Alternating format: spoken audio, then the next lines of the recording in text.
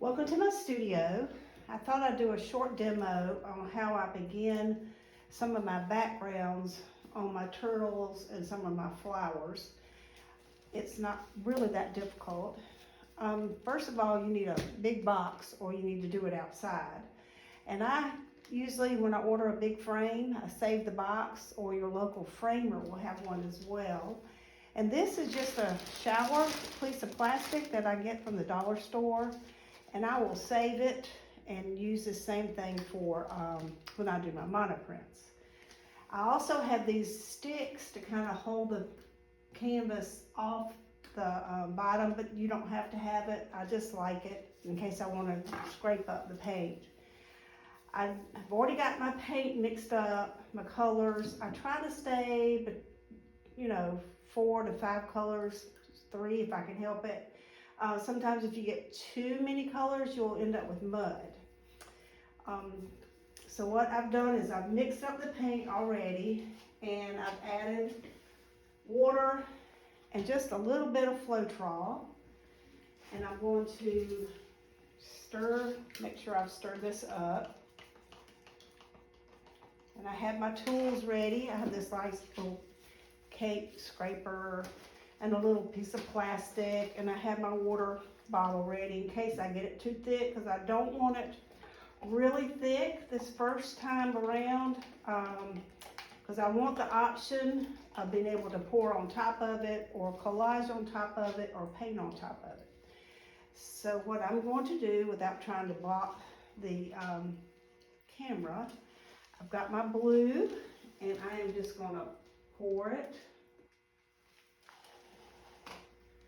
I've got a pretty green, light green, and I'm going to pour it right here,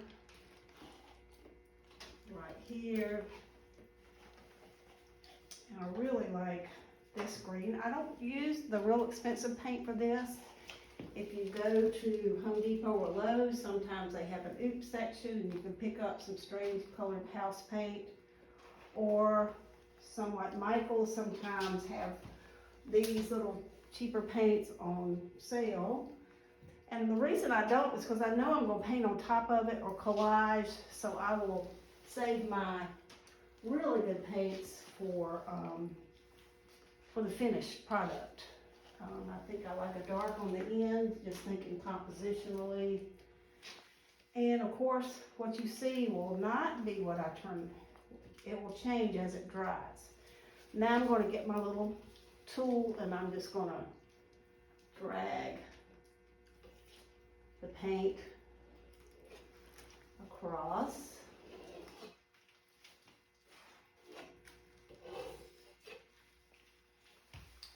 Oh, paper towel.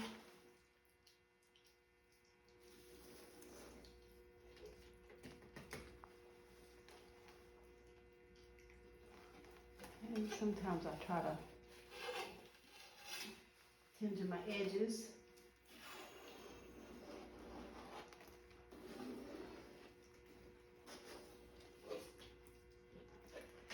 And the Floetrol is what gives it these little bubbles. You can use pouring medium, you don't have to use Floetrol. I have pouring medium, but sometimes when I get big like this, it's just easier just to use Floetrol. Now to me, I think that's too dark, and it might be a little too thick, so I'm going to maybe break this up a little bit. And get the edges. Excuse me, get in trouble. You don't have to do this, just makes it easier in the end. You don't want to paint your edges of your canvas, especially if you're doing flutter frames, which I happen to really like flutter frames. So, okay. I might sprinkle it with some water to water it down some. Throw my little cake scraper. Got over here, I have my